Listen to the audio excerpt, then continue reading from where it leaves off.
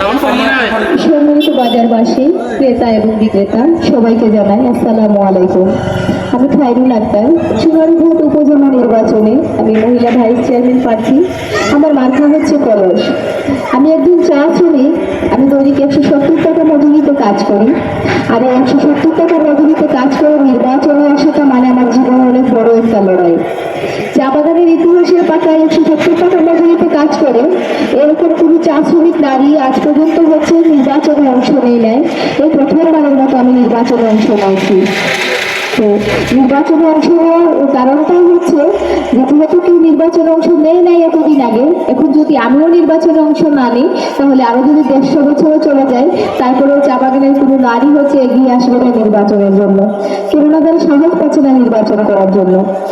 তো নির্বাচনের যে 75,000 টাকা সেটা হচ্ছে চা বাগানের প্রত্যেকটা চা বাগানের চা শ্রমিকরা তাদের 170 টাকা মজুরি থেকে 10 টাকা 20 টাকা করে কেটে আমাকে দেওয়া হয়েছে এবং সেই টাকা দিয়েই আমি হচ্ছে নির্বাচনের কাজ চালিয়ে যাচ্ছি। এবং প্রথমত হচ্ছে আমি 75,000 টাকা তাদের এই টাকা দিয়ে হচ্ছে আমি 75,000 টাকা জমা দিয়েছি এবং যে ব্যানার পোস্টার হচ্ছে এখানে যে গাড়িটাও নিয়ে এসেছি সেটাই হচ্ছে প্রত্যেকটা চা বাগানের শ্রমের বিনিময়ের টাকা, তাদের এই রক্তের মাংসের মাখানো টাকা দিয়েই আমি হচ্ছে নির্বাচনে কাজ চালিয়ে যাচ্ছি। শুধুমাত্র চা বাগান নয়, চা বাগানের বাইরেও হচ্ছে যারা গ্রামগঞ্জের মানুষ আছে আসলে যাদেরকে আমি চিনিও না জানিও না, যারা আমাকেও চিনে না জানে না, তারপরেও তারা আমাকে বিভিন্নভাবে সহযোগিতা করে যাচ্ছে। কেউ হয়তো আমাকে পোস্টার দিয়ে সহযোগিতা করেছে, কেউ গাড়ি দিয়ে আমাকে সহযোগিতা করেছে, কেউ বাবাকে মাইকিং দিয়ে সহযোগিতা করেছে, আবার কেউ বাবাকে ব্যানার করে দিয়ে সহযোগিতা করেছে। এটা আমার জীবনে অনেক বড় একটা পাওয়া আমার জীবনে। তো আমি আপনাদের কাছে এই প্রথমবারের মতো ভোট চাইতে এসেছি। এর আগে আমি আর কখনো নির্বাচনে অংশ নেই নাই। আপনাদের কিছু না কিছু চাওয়া পাওয়া থাকতেই পারে যে এতদিন তো আপনারা ভোট দিয়ে এসেছেন, তো আমাকে যদি আপনারা ভোট দেন তাহলে আমি আপনাদের জন্য কি করতে পারবো। তো আমি আপনাদেরকে মিথ্যা সান্ত্বনা দিতে চাই না, কেননা মিথ্যা কথা বলে হাসাবো কেন আপনাদেরকে, তাই সত্যি বলে আমি কাঁদাতেই চাই, মিথ্যা বলতে চাই না।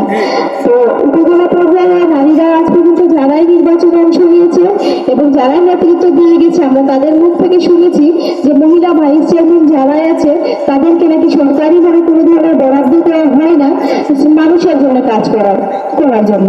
তো আমার মনে প্রশ্ন আসে এটাই যে মানুষের জন্য যদি কোনো কাজই করা না যায় এখন থেকে, সরকার যদি কোনো বরাদ্দই না দিয়ে থাকে তাহলে তারা বারবার নির্বাচনে অংশগ্রহণ করেন কেন?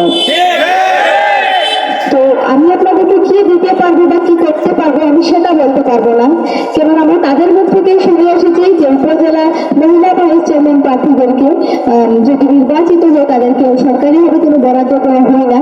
তো সেটুকু পর্যন্ত সীমাবদ্ধতাতে রাখলাম আমি।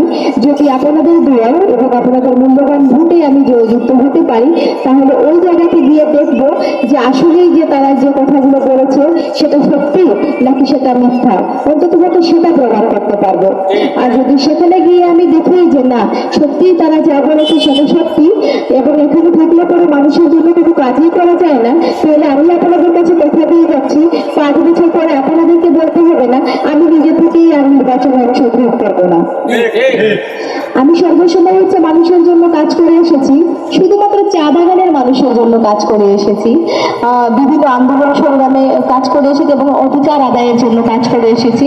তো আপনাদের মনে প্রশ্ন থাকতে পারে আপনি যদি শুধুমাত্র চা বাগানের মানুষের জন্যই কাজ করে থাকেন তাহলে আমরা আপনাকে কেন ভোট দিব।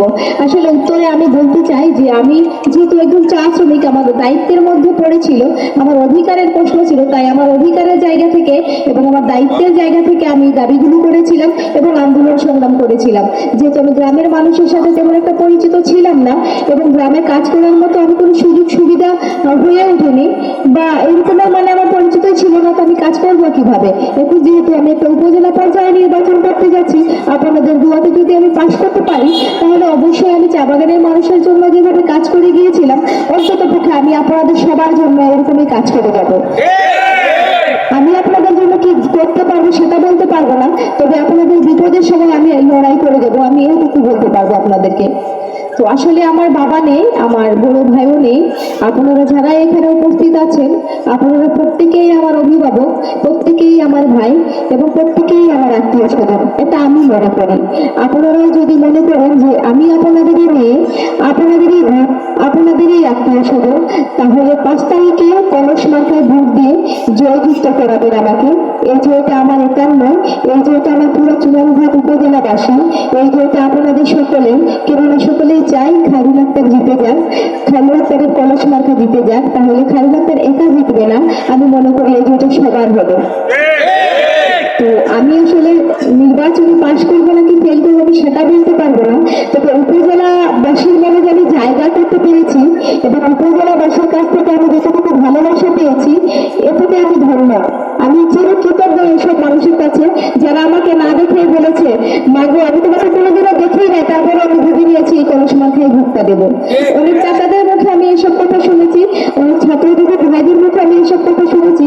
আমি আজ পর্যন্ত যত জায়গাতেই গেছি, অত জায়গাতেই হচ্ছে এই মানুষের মুখে এইসব কথাবার্তা শুনে মানে আমার মনে হয়েছে আমি যে নির্বাচনে আছি, আমার ভিতরে যে একটা টেনশন থাকবে, আসলে ওই টেনশনটা আমার মনের ভিতর থেকেই চলে গেছে এইসব মানুষের ভালোবাসা পেয়ে। আর আমি হচ্ছে যে টাকার জন্য যে নির্বাচনটাতে আসতে পারছিলাম না, বা টাকার জন্য যে আমি গাড়ি নিয়ে অন্য একটা জায়গায় যেতে পারিনি, ওই আফসোসটা আমার খুব কবেই আছে। যখন দেখি যে একটা মানুষ আমাকে দেখে হচ্ছে আমাকে আমার জন্য এত বেশি ভালোবাসা তার মনে আছে, আমি তার মনে জায়গা করে দিতে পেরেছি, তখন আমার সব কষ্টগুলোই আসলে চলে গেছে তাদেরকে দেখে। তো আমি আর বেশি কিছু বলতে তার চাচ্ছি না।